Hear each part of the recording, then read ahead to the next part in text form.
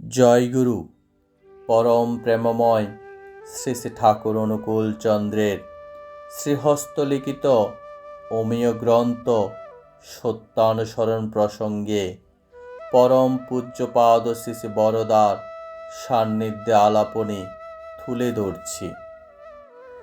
যদি সাধনায় উন্নতি লাভ করতে চাও তবে কপটতা ত্যাগ করো। বাণীটি নানা ভাষায় পাঠের পর শ্রী শ্রী পিতৃদেব তনুদাকে নিখিল ঘটক আলোচনা করার আদেশ দিলেন। তনুদা বললেন, মনে একরকম ভাবছি, মুখে অন্যরকম বলছি, এটাই কপটতা। শ্রী শ্রী পিতৃদেব বললেন, মুখে অন্যরকম বলতে কি বুঝায়? পরিষ্কার করে বলো, যেন সবাই বুঝতে পারে। তনুদা বললেন, যেমন আমি স্বার্থ ধান্দা নিয়ে দীক্ষা নিলাম, বড় ভক্ত হওয়ার, বড় সাধক হওয়ার ভাব দেখাচ্ছি, সেই ভাব অনুকরণ করে চলছি। শ্রী শ্রী পিতৃদেব বললেন, তাহলে তো ঠিকই আছে, যেমন উদ্দেশ্য ছিল সেরকমই তো করছি। ভক্ত বা সাধকের ভাব অনুকরণ করতে করতেও ভক্ত বা সাধক হওয়া যায়। কিন্তু ঠাকুর বলেছেন, আত্মোন্নয়ন করতে গেলে কপটতা ত্যাগ করতে হবে। সেটা কেমন? এই যেমন মুখে বললাম, মিথ্যা কথা বলা ভালো না, কিন্তু কাজের বেলা তা মানছি না। ধরো, ননিদা আমায় জিজ্ঞাসা করলেন, গোবর্ধন কি এসেছে? গোবর্ধন এসেছে, এই সত্য কথাটা বললে ননিদার পক্ষেও সুবিধা, কিন্তু আমি বললাম না। কিংবা একজন হয়তো জিজ্ঞাসা করছে, এইখানে ফাউন্টেন পেনটা পড়েছিল, দেখেছেন? আমি বললাম, না তো, অথচ একটু আগেই পেনটা কুড়িয়েছি। কিংবা আমি উপদেশ দিচ্ছি, রোজ সকাল সন্ধ্যা প্রার্থনা করবে, প্রত্যহ অতি প্রত্যুষে ইষ্টবৃত্তি করবে, অথচ আমারই ঠিক নেই। কোনোদিন 7টায়, কোনোদিন 8টায় করছি, প্রার্থনা করারও ঠিক নেই। অপরকে উপদেশ দেবার আগে আমার চরিত্রে তা মূর্ত করে তোলা চাই। ঠাকুর বলেছেন, মাছ মাংস খাস নে আর, পেঁয়াজ রসুন মাদক ছাড়, উষানিশায় মন্ত্র সাধন, চলাফেরায় জপ, যথাসময় ইষ্ট নির্দেশ, মূর্ত করাই তপ। তিনি যা যা বলেছেন তাই তাই করার সংকল্পও নিয়েছি, কিন্তু সেগুলি ঠিক ঠিক পালন করছি না, তাই সেটা কপটতা। এর ফলে উন্নতি লাভেও বহু বিলম্ব হয়ে যাবে। ঠাকুর বলেছেন, সাধনার ক্ষেত্রে নিষ্ঠা, আনুগত্য, কৃতিসম্বেক প্রয়োজন। কি অঙ্কশাস্ত্র, কি বিজ্ঞানশাস্ত্র, সব জায়গাতেই ওই রকম। তার ইষ্টের প্রতি বিশ্বাস রাখতে হয়, আর সেজন্য অকপট হতে হয়। গুরু কিঙ্করদা বললেন, আজ্ঞে অকপট হলেই তো তাতে প্রকৃত বিশ্বাস আসে। শ্রী শ্রী পিতৃদেব বললেন, হ্যাঁ তাই তো, আর যখন তাতে বিশ্বাস পাকা হয় তখন অভাবনীয় ঘটনাও ঘটে।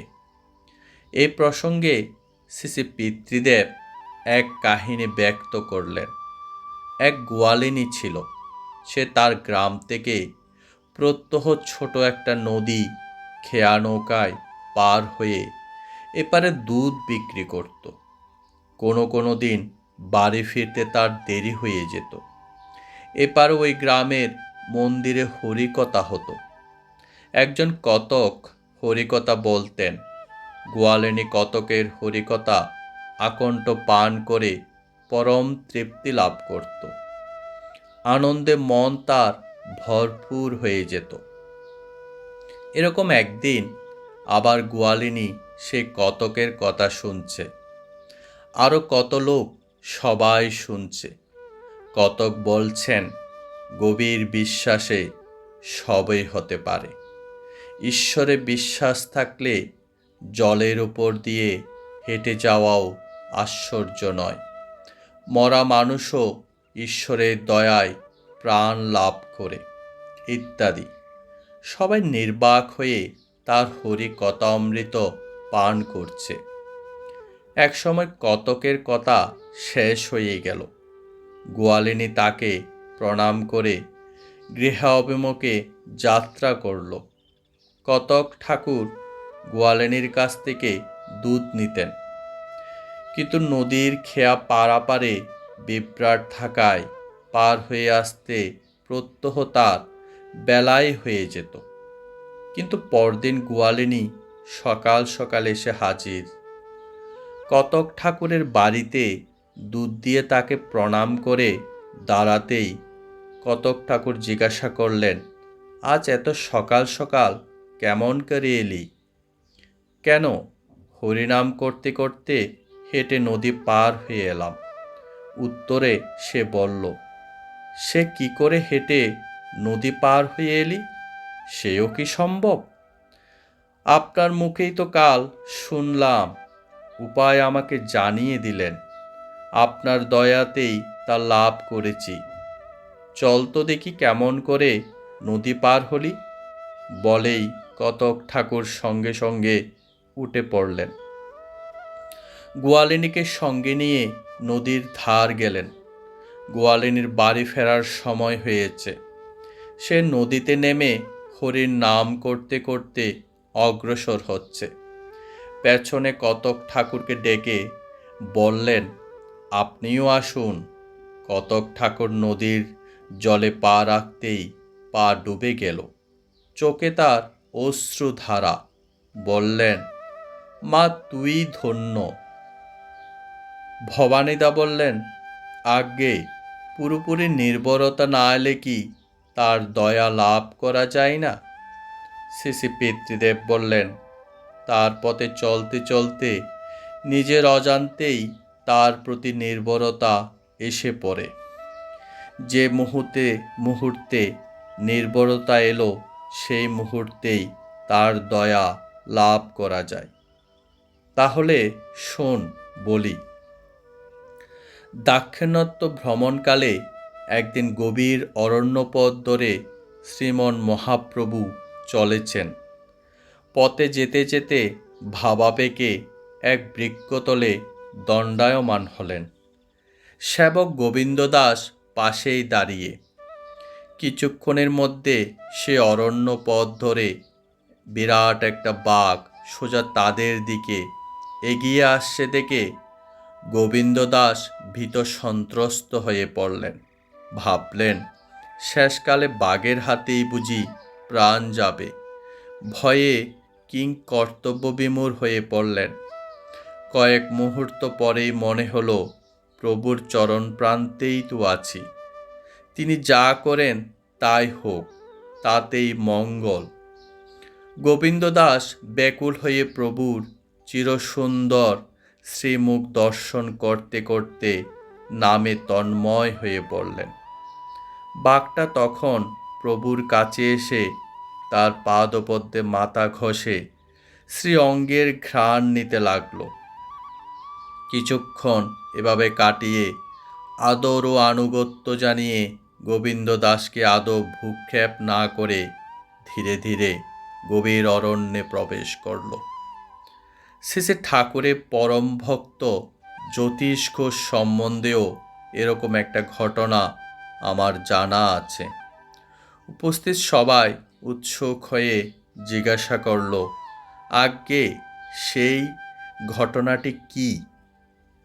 শ্রী পিতৃদেব বললেন, অনেক আগে, আজ থেকে 50-60 বছর হবে, আমাদের দেশে অসম্ভব জঙ্গল ছিল। জঙ্গলে হরিণ, বড় বড় লেপার্ড, গুলবাগ, বড় বড় শুয়োর প্রভৃতি বন্য জন্তু থাকত। তখন বছরে এক আধবার আমাদের গ্রামে পোষা শুয়োরের পাল নিয়ে শুয়োর পালকরা আসতো। এক এক দলে 100-200টা পর্যন্ত। তাদের মধ্যে 5-7টা খুব বড় বড় শুয়োর থাকতো, যারা বন্য বড় বড় শুয়োরও বাঘের সঙ্গেও ফাইট দিত দলের অন্যদের জীবন রক্ষার জন্য। এই পোষা শুয়োরগুলো সমস্ত দিন জঙ্গলে জঙ্গলে কচু, নানা জাতের উদ্ভিদ, কেঁচো, পোকামাকড় খেয়ে সন্ধ্যা হলেই সবাই কোনো একটা ফাঁকা জায়গায় গোল বৃত্ত গঠন করে রাত কাটাতো। যদিও তার আশেপাশেই জঙ্গল থাকতই। যে ঘটনাটা বলছি, তখন আমাদের বাড়ি থেকে কিশোরীমোহন দাসের বাড়ি যেতে একটা শ্মশান পড়ত। শ্মশানের বেশ খানিকটা আগে ওরকম একটা শুয়োরের বৃত্ত ছিল। রাখালরা খানিকটা দূরে সাময়িক ব্যবহার উপযোগী ছোট একটা চটের কুঁড়ে ঘর তৈরি করে খেয়ে দিয়ে রাত কাটাতো। সেরকম একদিন শ্রী ঠাকুর কিশোরীমোহন দাসের বাড়ির দিকে আসছেন। রাত 9টা থেকে 10টা হবে। সঙ্গে হাতে লণ্ঠন নিয়ে জ্যোতিষ ঘোষ। শ্রী ঠাকুর ওই শুয়োরগুলোর কাছাকাছি আসতেই দেখলেন একটা বড় গুলবাগ একটু দূরে ওত পেতে বসে আছে, যেন কারো অপেক্ষায় আছে। ঘটনা শুনে উপস্থিত সকলের চোখে মুখে বিস্ময়ের ভাব। সকলে এক মনে শ্রী পিতৃদেবের কথা শুনে চলেছে। তিনি আমাদের দিকে তাকিয়ে বললেন, জানিস, শুয়োরেরা দিনরাত নোংরা ঘাটে নোংরা খায়, কিন্তু যেখানে থাকে রাত্রিবাস করে ততটুকু জায়গার মধ্যে নোংরা করে না। পেচ্ছাপ পায়খানা পেলে বৃত্তের বাইরে এসে কাজ শেষ করে সঙ্গে সঙ্গে বৃত্তের মধ্যে ফিরে যায়। ঠাকুর জ্যোতিষ ঘোষকে বললেন, ওই দেখ বাঘটা কেমন ওত পেতে আছে। কোনো একটা শুয়োর বাইরে এলেই তাকে ধরে নিয়ে যাবে। এ জাতীয় গুলবাগ যেমন হিংস্র তেমনই ধূর্ত। জ্যোতিষ, তুই এক কাজ কর, লণ্ঠনটা নিচে রাখ আর বাঘের মতো হামা দে। আস্তে আস্তে বাঘের মতো হাত পা ফেলে ফ্যাঁস করতে করতে বাঘের দিকে এগিয়ে যা। আদেশ মাত্র।